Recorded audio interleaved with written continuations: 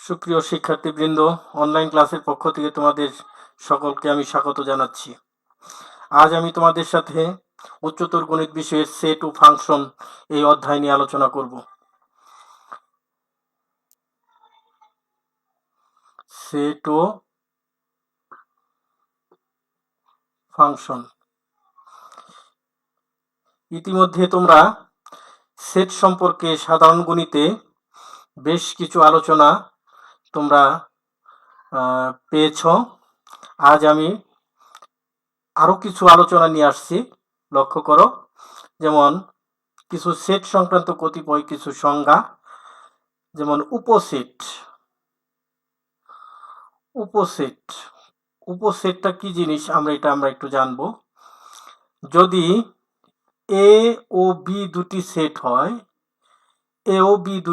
হয়, এক্সাম্পল হিসাবে a equal to 1 2, b equal to হচ্ছে 1 2 3, অর্থাৎ এ সেটের সকল সদস্যই যদি বি সেটের সদস্য হয়, এ সেটের সকল সদস্য যদি বি সেটের সদস্য হয়, তাহলে এ হবে বি এর একটি উপসেট। তাহলে আমরা এটাকে বলবো এ হবে বি এর উপসেট, একে এ সাবসেট ইকুয়াল বি দ্বারা প্রকাশ করা হয়। তাহলে কি জিনিসটা কি দাঁড়ালো? এ এবং বি দুটি সেট, এ সেটের সকল সদস্য যদি বি সেটে বিদ্যমান থাকে, তবে একে বি এর একটি উপসেট বলা হবে। আশা করি তোমরা বুঝতে পেরেছ। এরপরে আমি যাব প্রকৃত উপসেট বা রিয়েল সাবসেট, যেটাকে আমরা প্রপার সাবসেট যেটাকে বলবো, প্রকৃত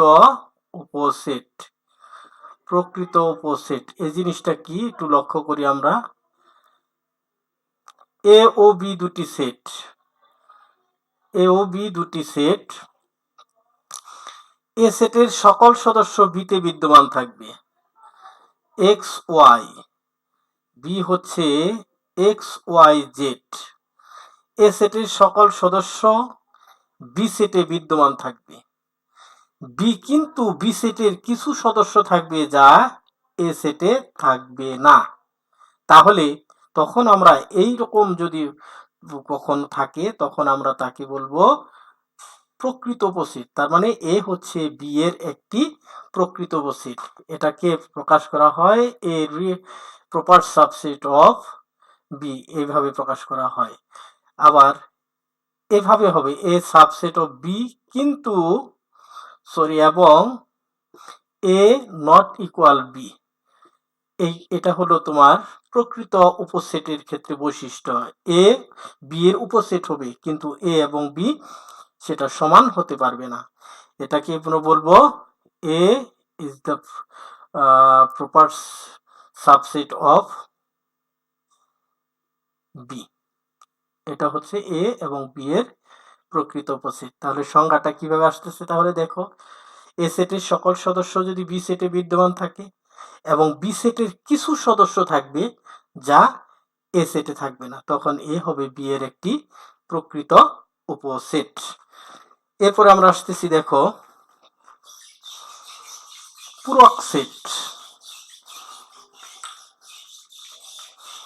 পূরক সেট কি জিনিস? ইংরেজিতে বলা হয় কমপ্লিমেন্টারি সেট। পূরক সেটটা কি জিনিস আমরা লক্ষ্য করি। দুটি সেটের মধ্যে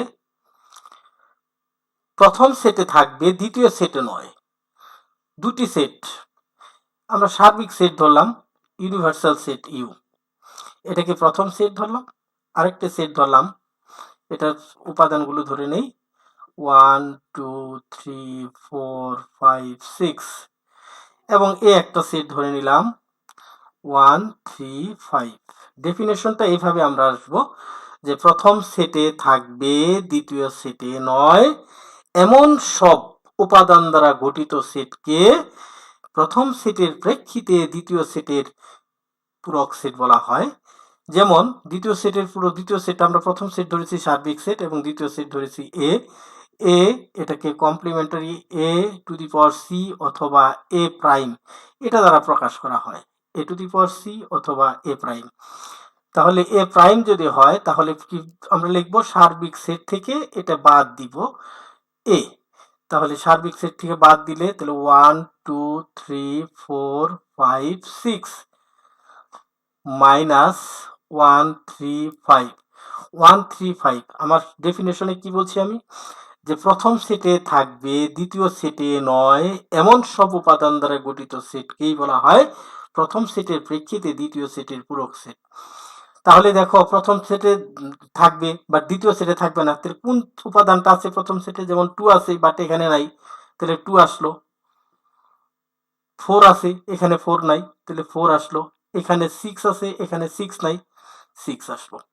তাহলে এটা আমরা সহজেই বুঝতে পেরেছি যে প্রথম সেটে যে উপাদানগুলো থাকবে সেগুলো দ্বিতীয় সেটে থাকতে পারবে না। ওইসব উপাদান দ্বারা গঠিত সেটটাকে বলা হবে প্রথম সেটের প্রেক্ষিতে দ্বিতীয় সেটের পূরক সেট। এরপরে আমরা যাচ্ছি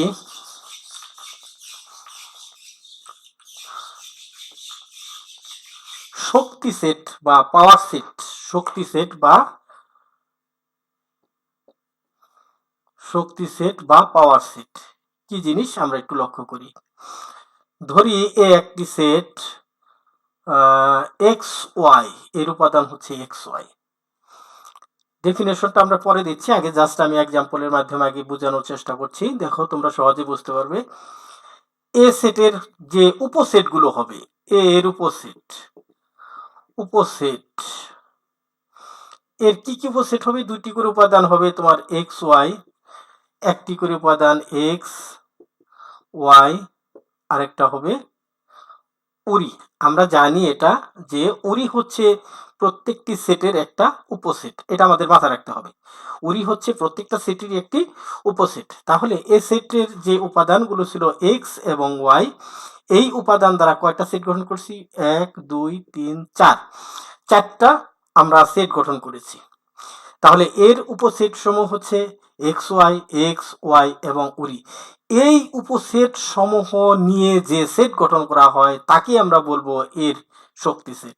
অর্থাৎ তাহলে সংজ্ঞাটা এইভাবে আসতেছে আমাদের, যে কোনো সেটের সকল সদস্য নিয়ে যে উপসেট গঠিত হয় সেই সকল উপসেট নিয়ে যে সেট তৈরি করা হবে সেই সেটটাকে আমরা বলবো পাওয়ার সেট। তার মানে power of A equal to হচ্ছে, তাহলে পাওয়ার উপসেট সমূহগুলো আমরা লিখে ফেলি, এক্স ওয়াই আরেকটা হচ্ছে ওরি। এই সবগুলো মিলে গঠিত সেটকে বলবো ওই সেটের পাওয়ার সেট। আশা করি তোমরা বুঝতে পেরেছো। এরপরে আমরা চলে যাই কার্তেশীয় গুণজ সেট। কার্তেশীয় গুণজ সেট এটা আমরা দেখব, কার্তেশীয়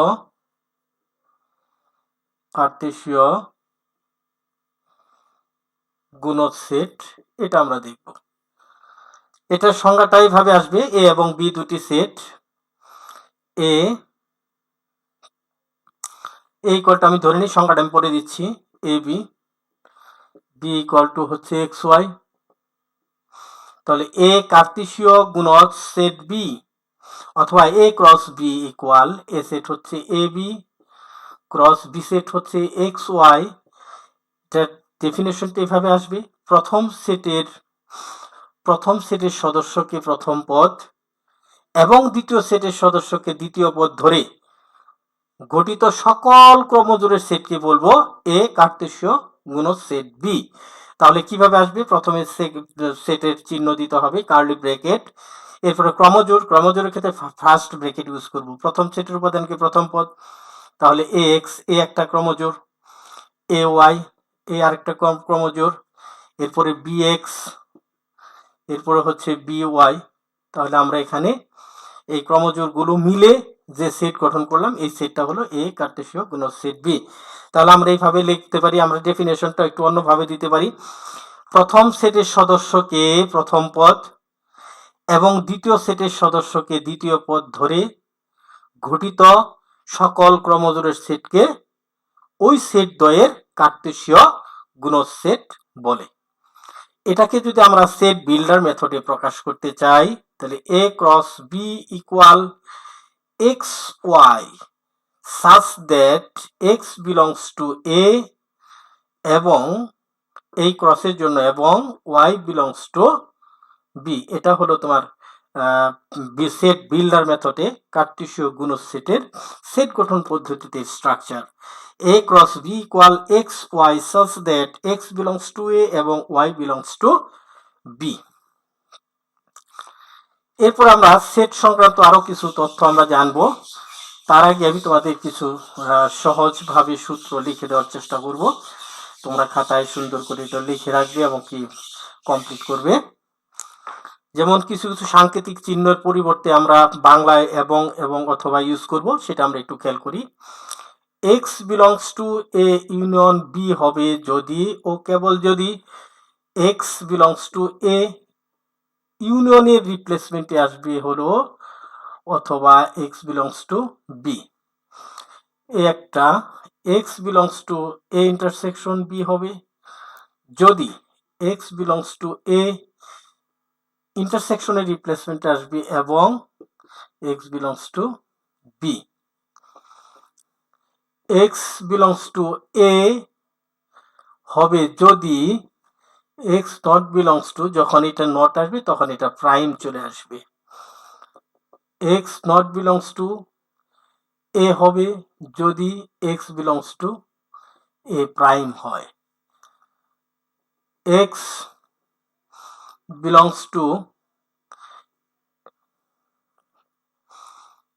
x belongs to A union B হবে যদি x not belongs to A union B whole prime হয়। এক্স বিলংস টু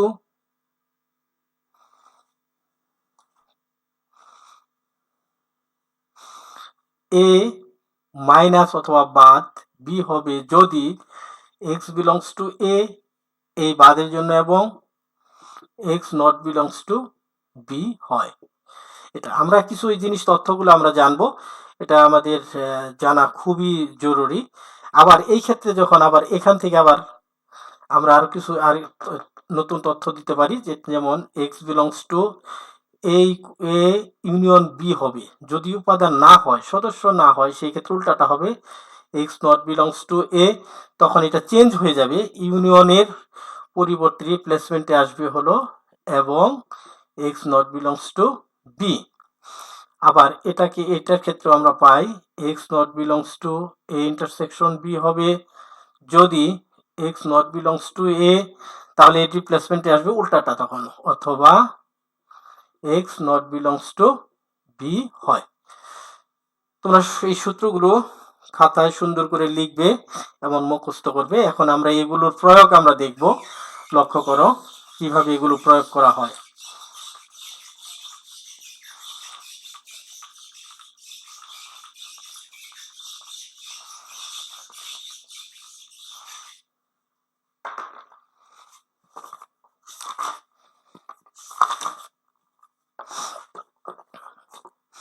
যেমন লক্ষ্য করো একটা সেটের একটা বন্টন বিধির একটা সূত্র আমরা প্রমাণ করি। A union B intersection C সমান A union B intersection A union C. আমরা এটা প্রুভ করব। আরেকটা জিনিস আমাদের জানা খুবই জরুরি, সেটা হচ্ছে দুটি সেটের ক্ষেত্রে সমান হবে যদি দুটি সেট, এটা আমাদের মাথায় রাখতে হবে, দুটি সেট এ এবং বি, এই সেট দুটি সমান হবে যখন A is the subset of B এবং B is the subset of A হয়। যখন উভয়ের উপর সেট হবে তখন উক্ত সেট দুটি সমান হবে। লক্ষ্য করো আমরা এটা প্রুভ করি কিভাবে এটা করা যায়। মনে করি x belongs to a union b intersection c, তাহলে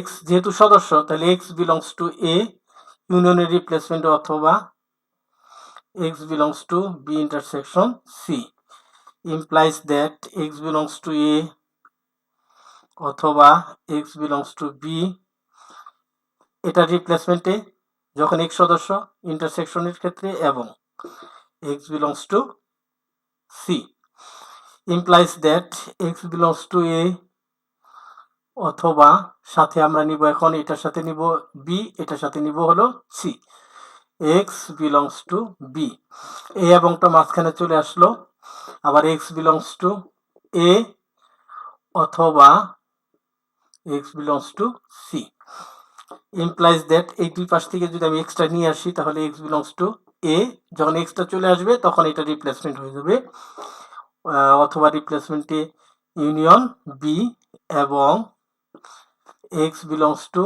A অথবা রিপ্লেসমেন্ট ইউনিয়ন C। এখন দুই পাশ থেকে আবার এক্সট্রা নিয়ে আসি, x belongs to A union B এবং এই রিপ্লেসমেন্টে ইন্টারসেকশন A ইউনিয়ন C। আমরা দেখতে পাচ্ছি যে আমাদের প্রমাণের যে রাইট সাইডে যা ছিল সেটা অলরেডি চলে আসছে, সুতরাং আমরা লিখব A union B intersection C subset A union B intersection A union C। আমরা প্রথমেই বলে নিয়েছি যে সেটের প্রমাণের ক্ষেত্রে A এবং B দুটি সেট যখন সমান হবে উভয়ের উপসেট হতে হবে, অর্থাৎ A সাবসেট B এবং B সাবসেট A যখন হবে তখন A ইকুয়াল টু B হবে। এখন যখন আমরা আমাদের সহজ একটা টেকনিক আমরা মনে রাখতে পারবো, সেটা হলো আমরা প্রথম পার্ট যখন করা শেষ করব, শেষ করার পরে দ্বিতীয় পার্ট যখন আমরা শুরু করব, শুধু এখান থেকে অর্থাৎ শেষ লাইন থেকে তুমি আবার প্রথম লাইন পর্যন্ত খালি ধীরে ধীরে ধীরে ধীরে তুমি লিখে যাবে, তাহলেই তোমার ভুল হওয়ার সম্ভাবনা থাকবে না। তুমি যদি নিজের থেকে আবার যদি এটা ধরে যদি করে আসো তাহলে তোমার সেই ক্ষেত্রে ভুল হওয়ার একটা পসিবিলিটি থেকে যায়। দেখো কিভাবে লিখতে হবে, আবার মনে করি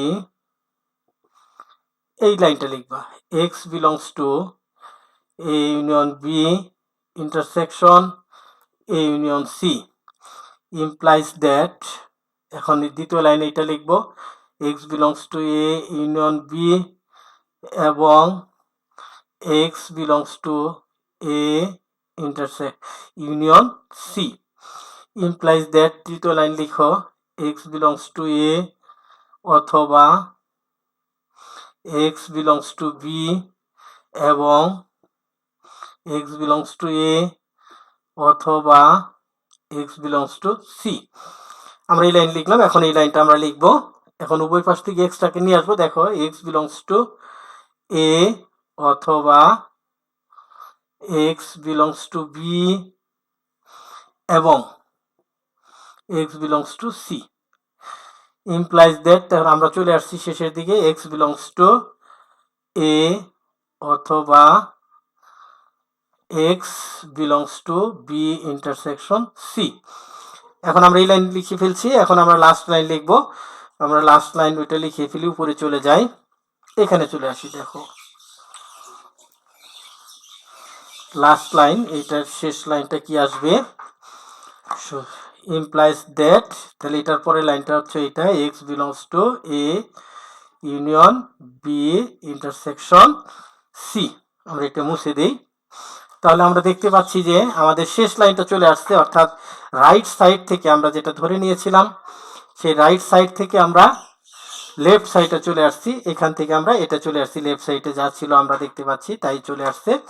সুতরাং আমরা এখন লিখব যে এত সাবসেট এত, অর্থাৎ A union B intersection A union C subset A union B intersection C। সুতরাং A union B intersection C equal A union B intersection A union C proved. আশা করি তোমরা সকলেই বুঝতে পেরেছ। এখানে বেশ কিছু আমাদের কতিপয় প্রতিজ্ঞা দেওয়া আছে, পৃষ্ঠা 6-এর সেট সংক্রান্ত কতিপয় প্রতিজ্ঞা ক থেকে নিয়ে ঘ পর্যন্ত এখানে যতগুলো আছে সবগুলো করে ইনশাল্লাহ আমার আইডিতে তোমরা পাঠিয়ে দিবে। তো তোমরা যেভাবে বললাম যত বেশি প্র্যাকটিস করবা তত বেশি তোমাদের আয়ত্তে থাকবে, সুতরাং বেশি বেশি করে প্র্যাকটিস করবা, তাহলে অনেক বেশি ভালো জানতে পারবে। তো ধন্যবাদ তোমাদের সকলকে। আল্লাহ হাফিজ।